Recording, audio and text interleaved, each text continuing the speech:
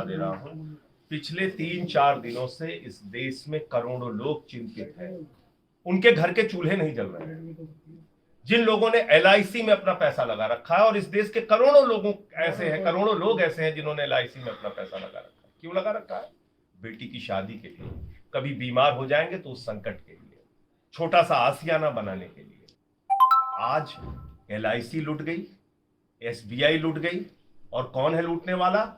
एक व्यक्ति, अडानी, जो नरेंद्र मोदी जी का मित्र है, जो भारतीय जनता पार्टी का तथाकथित खजांची है। उसके भ्रष्टाचार को सामने आने के बाद मोदी सरकार कुछ नहीं बोल रही है। और देखिए आपकी वो व्यक्ति कह रहा है कि अडानी पे हमला ये भारत पे हमला है। यह अजीब परिभाषा निकल गई। Adani is not India, India is not Adani. Bharat का बहुत बड़ा गौरव है। कल को कोई जेब कतरा खड़ा होगा, थाने में चला जाएगा, कह देगा हमारे ऊपर थानेदार साहब आप कार्रवाई करेंगे तो भारत के ऊपर हमला है। ये क्या बात हुई?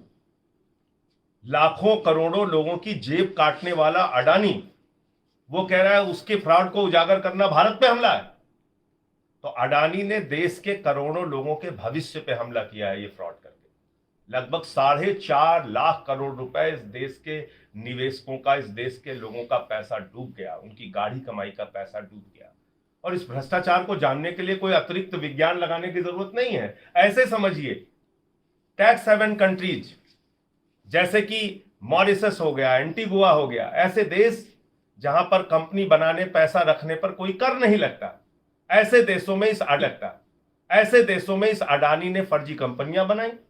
उन फर्जी कंपनियों के जरिए भारत में अपनी ही कंपनी का शेयर खरीदा, अपनी इस कंपनी का शेयर खरीद के उसके दाम बढ़ाए, और अपनी कंपनी के शेयर के दाम बढ़ाकर उन्हीं कंपनियों पर बड़े बड़े लाखों करोड़ रुपए के बैंकों से लोन ले लिए। आपको मालूम है एलआईसी ने कितना पैसा अडानी पे लगाया है? 87,000 करोड़ रुपए।